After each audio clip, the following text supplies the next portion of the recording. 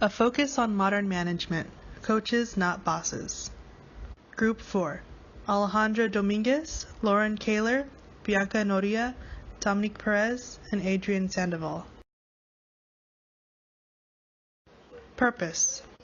We believe that productivity increases when it is being tailored to the modern workforce entering the corporate market. Coaches can guide and assist better than the classic boss who is there to discipline and give orders. We are being taught from school to be independent and self-sufficient enough to function with little or no guidance and only see management for advice. Methodology.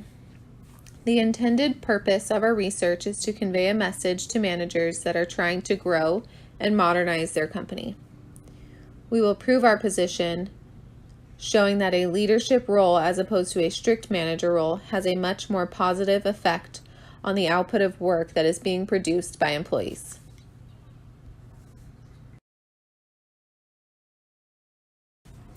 Methodology. In this day and age, with more millennials entering the workplace, they actually prefer a more coaching style of leadership. The millennial generation has a widely different idea of what the workforce should be compared to what the baby boomers have created.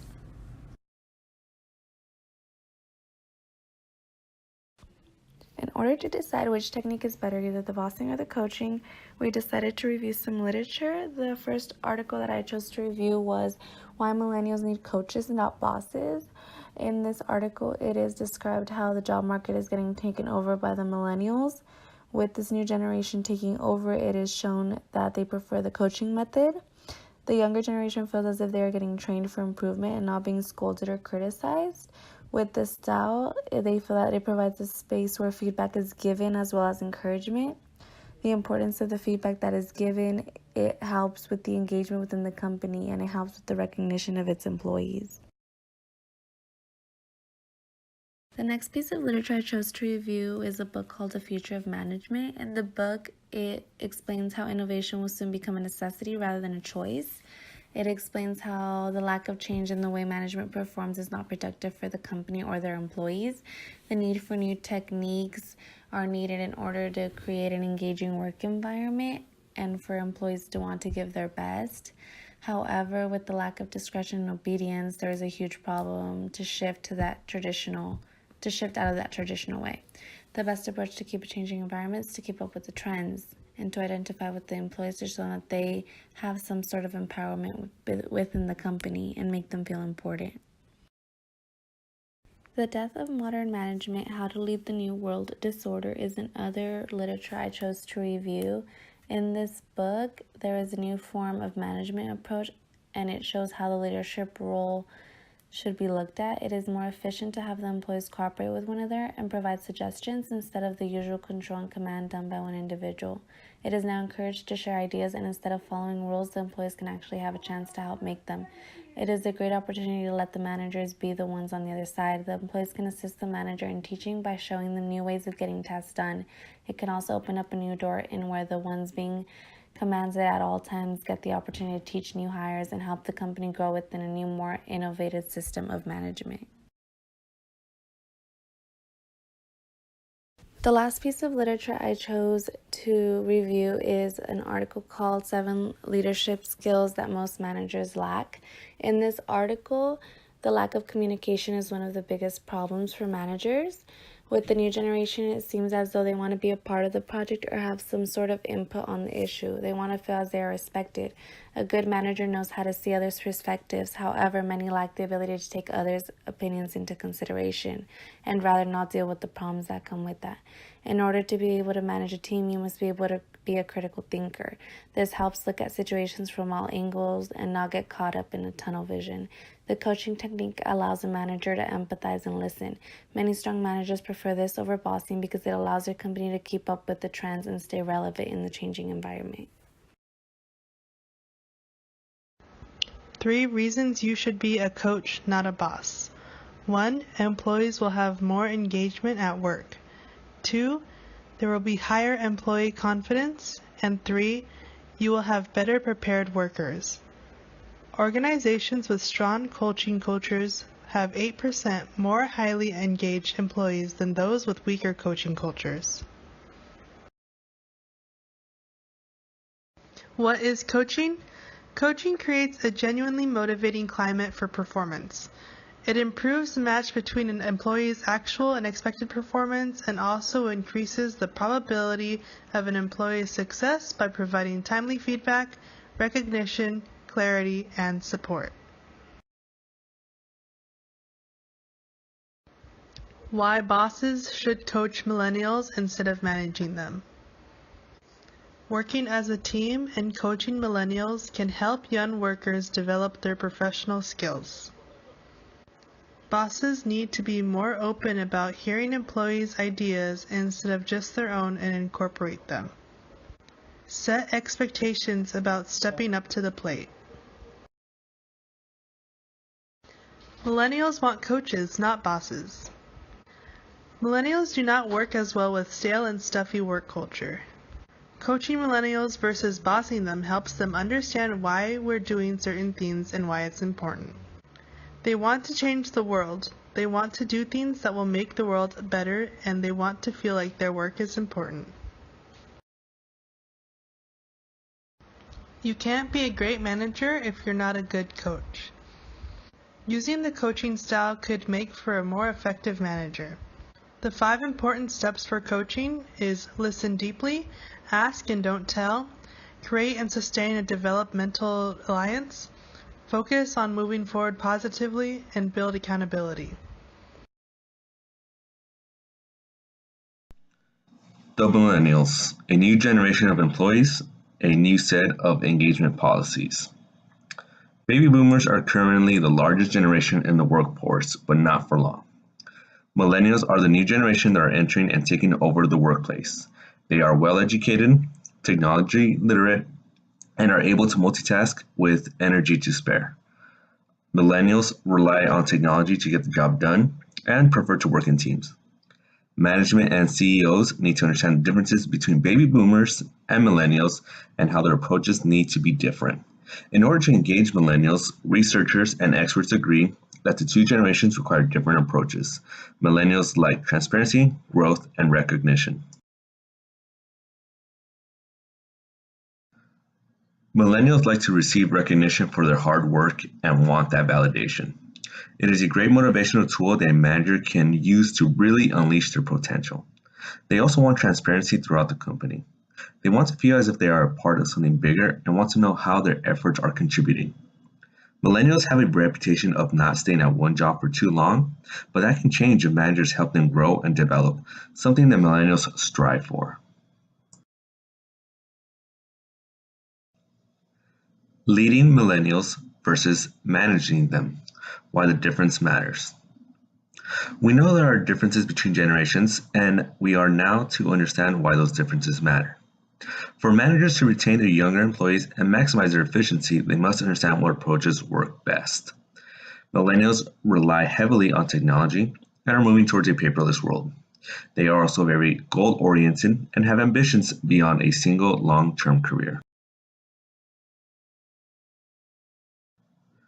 Millennials work best through mentorships, feedback, guidance, and through meaningful contributions. Growth is a major factor, and they want professional development and have those skills transfer over to help them in their professional careers. Millennials are not just a number to the company who clock in and out 8 hours a day. Strategic management of professional service firms. Professional service firms are starting to move away from the traditional offices of cubes and strict work hours to flexible hours and open spaces with collaborative areas, since work has now become more team-oriented. They are even adding more options to work from home. Technology use has become more widespread as more easily adapted to younger workers for whom technology is a second language. The work culture is also changing. Employers understand that work is not the only thing that employees are concerned with. Personal lives and mental health are quickly becoming the top priority among the younger generation. Flexible hours, a strong work culture, and telecommuting are some options and factors that millennials are taking advantage of. Connecting generations. Coaching a millennial is the best way to provide opportunities for them. They want to learn, grow, and develop. They are ready to take on the world. Millennials do not want bosses anymore. They want mentors, they want coaches, they want someone who will teach them. A strong company culture is also a must for the millennials. Recognition is something that can easily be done and can go a long way. A balanced life between work and personal is becoming more and more important. Money isn't the only thing they are concerned with. They want a balance of home and work life. They do not want to be checking work emails when they're off the clock without having to worry about repercussions. Saying, well, this is how it's always been done, is no longer a valid reason. The workplace is changing, and it is a positive change. Review of literature. How to coach individuals, teams, and organizations to master transformational change. You must coach yourself first in order to better serve your employees and create a transformational change within the company. Co-creation is an important key element to helping the coaching process. Review of literature. The manager's role as coach and mentor, organizational dynamics. They propose that there are certain skills required in order to achieve success at coaching others. These skills include to plan, to create, and to influence. Review of literature. The very real dangers of executive coaching. Higher up executives are not always easily persuaded to make this change from boss to coach. If the executive level employees are instilled with the lessons on how to coach their employees, then there should be successful within the organization. Review of literature. Mentoring in the new millennium. Mentoring, like coaching, is now part of most organizations' structures as companies. There are 4 phases of changing professionalism. These phases start before their career starts and then into their career. Review of literature. Leadership versus management. For such a long time in the professional world, dictatorship has been the normal chain of command, so any disruption in this system is sure to cause some waves. Lifelong employment with the same company is a thing of the past.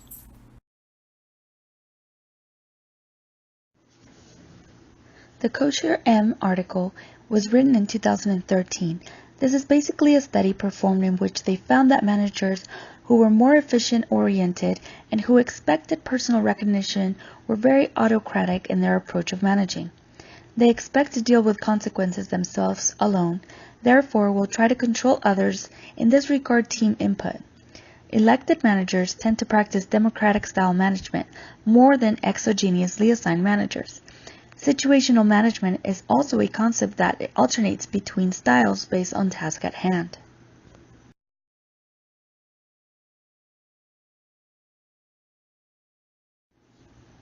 Professional firms are starting to move away from the traditional office or cubes and strict work hours to more flexible hours and open spaces or options to work from home. Technology use has become more widespread and easily adapted with younger workers who are technologically literate. Work has become more collaborative and team-oriented while encouraging having fun at work. The work culture is changing. Employers understand that work is not the only thing that employees are concerned with. Personal lives and mental health are quickly becoming the top priority.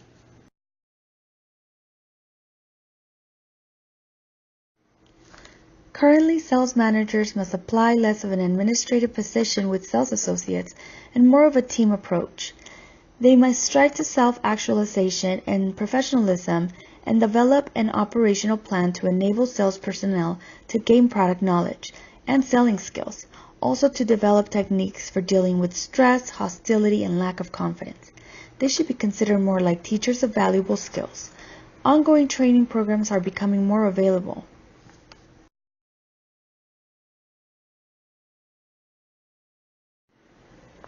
We now see managers focus not just on meeting deadlines and quotas, but also on developing an enjoyable environment for all employees. These new roles promote skills like creativity, improvising, value strengthening, hunger for learning, and mediating conflicts.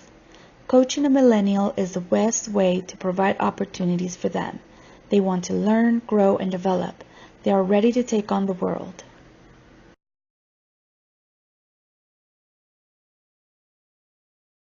Come in. You wanted to see me? Yeah. Didn't I tell you those quarterly reports at 5 o'clock today? You didn't mention it, but I No. I know I did. Okay. So I need those 5 o'clock on my desk. Okay, it is 4:30, so I mean I didn't ask you what time it was. Okay. I said I needed them at 5 o'clock today. Okay. So get it done. I'll get them done.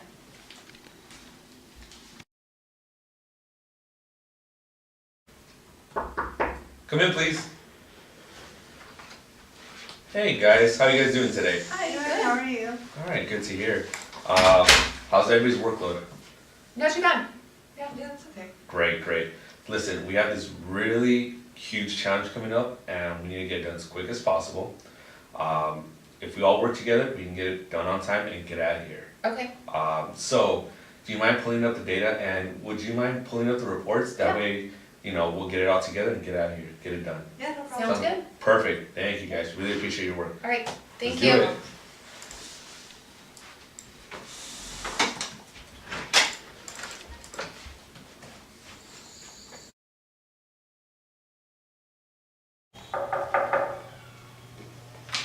Alright, so we have some of last quarter's reports. I need you guys to both draw T-charts, approval charts, ratings, break those down sort of by categories, by numbers, and percentages.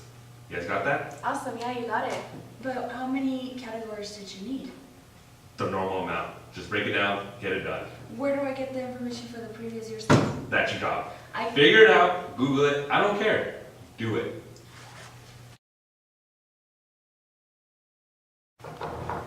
Come in. Hey, how's everybody doing today? I'm good. Alright, good. How's everybody's workload? You guys busy? You guys a little overwhelmed, or what's going on? It's pretty steady. Yeah. Pretty busy, but Great, okay. Because what I need is a breakdown of quarterly reports, sales, percentages. I need numbers. Does that work for you guys? yeah, I got it. Where do I get all these numbers from? Okay, no problem. I'll tell you what, let's look at the report together. We'll break it down. I'll show you exactly what I need you to do. Do you want to come and sit in with us? I think it'd be really beneficial. Yeah, let's do it. Great. I'll see you guys in about 15 minutes then. We'll meet up. Sounds good. Alright, I just really wanted to thank you guys. You guys did a great group effort. We got those sales reports in on time, under budget, and the higher ups loved it. Oh, So, good. yeah, I just want to pass it on that everybody really appreciates your work here. Okay? Thank you, really appreciate that. Alright, Thanks. you're welcome, guys. I'm glad to have you on the team.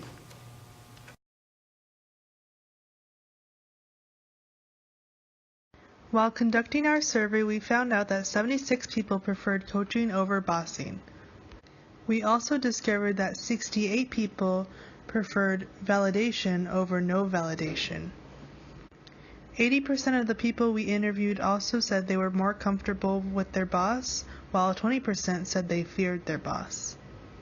Everyone we had surveyed preferred open door policy over closed door policy. 84% of the people preferred taking the initiative over given directions. And lastly, 76% of the people preferred working individually, while 24% preferred working as a team. Eric Tan, Parsons Lease Administration Manager. As a millennial himself, he described his management style as a coaching approach.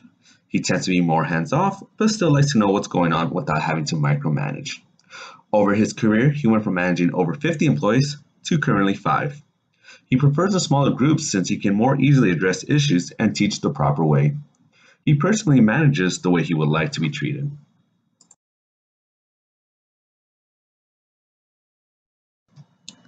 When asked how he motivates his employees, he responded by saying he likes to make sure his employees understand their value and worth to the company. He believes a human element is a key factor since we are not robots or numbers coming into work every day. A small thing like saying good morning or simply asking how are they doing can be a Delegating tasks can be a critical component to being a successful manager. Eric explained that he needs to understand his employees' skills and abilities and assign the task to the person he believes will be the best fit. His group consists of half baby boomers and half millennials. In conclusion, Eric has found that a coaching approach has been the most effective method to getting the most from his employees. A great manager recognizes his employees' skills and abilities and knows how to approach his employees. A happy employee is an effective and productive.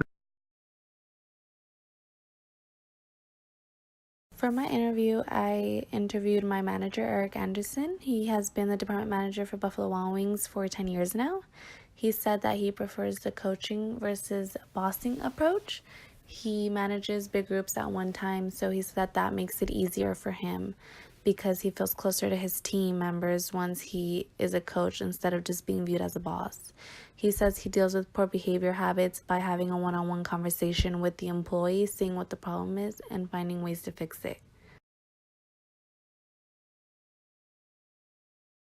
He also feels that motivation is really important in the workplace. He says that helps the employee complete their task a lot faster and with a better attitude.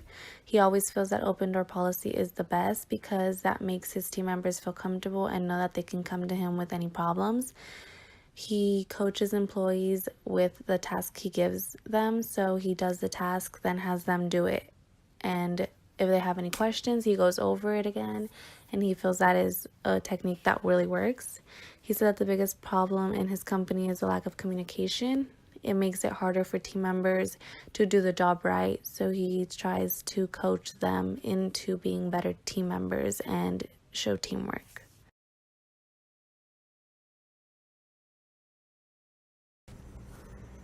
Interviews. Don Nolan is the owner and manager of the Village Eatery. He believes in coaching as his management style. He says that coaching is better for both employers and employees. In his career, before owning the Village Eatery, he worked in sales and managed about 40 to 50 people at one time.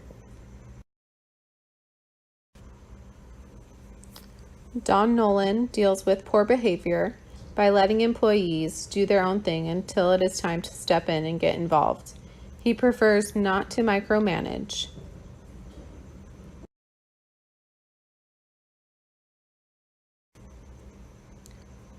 When Don Nolan worked in sales before he owned the Village Eatery, he would motivate his employees by offering bonus plans and having regular meetings.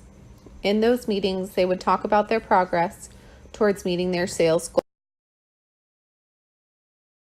Coaching style is Don's preferred style of managing. He says that there are many advantages to coaching an employee versus bossing an employee. Coaching earns more respect because you are working as a team and achieving goals together.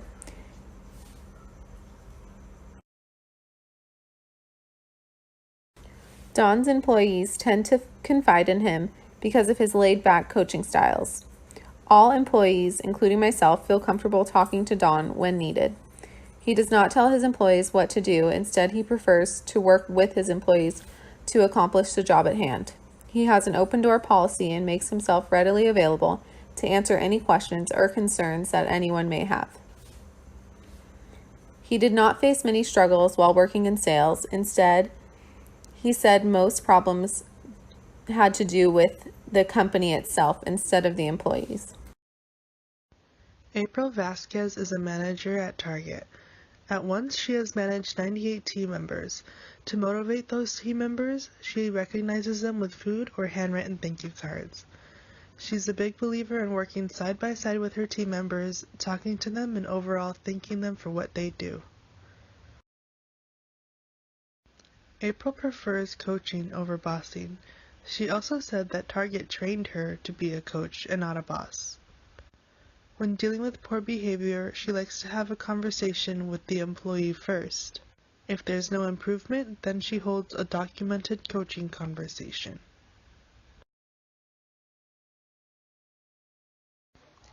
April has an open door policy. She makes herself as available as she can for her employees.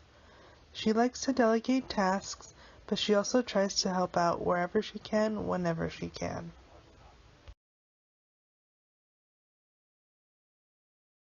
The biggest struggle in her store is dealing with the constant change of Target. Target is always looking for new ways to improve the store and its team members. April says that it's hard for her older team members to break from old training because they've been there for 25 or more years.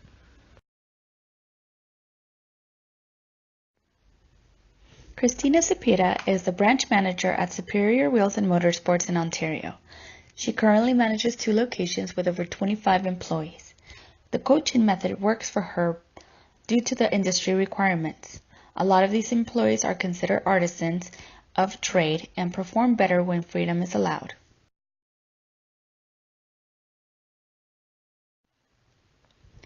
When asked Christina how to handle the bad behavior from employees, she mentioned having a serious conversation to adjust expectations and refocus goals was important.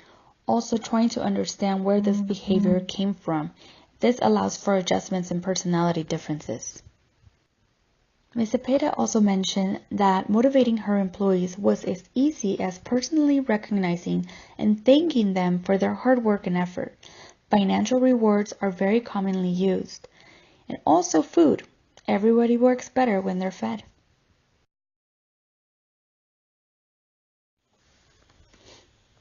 When asked what the benefits of coaching versus managing, Ms. Cepeda mentioned that being a young female managing older men was very challenging. She preferred coaching, therefore giving them a feeling of a team, rather than her being the boss. Everybody works very, very hard, and therefore as a team, everybody takes responsibility for their own contribution. Managing to her seems like babysitting, and nobody has time to do that. A summary of our research. As technology and education transform and improve, the workplace goes through its own evolution, from Henry Ford's assembly line to today's coaching methods of management. With the workplace going through so much change, it is hard to keep up with trends. However, managers should motivate their employees by coaching them in order to guide and assist their employees. This style of management will not only benefit the employees by helping them improve, but also benefit the organization. In conclusion, we have concluded that coaching is a management style that looks to be here to stay. Coaching contributes to the success of both employees and employers. This is because it allows for collaboration between all involved parties. Collaboration is the style of work that is becoming increasingly popular among the young workforce. Coaching can also lead to a more respectful relationship throughout the workplace because everyone is now working together instead of doing tasks on their own.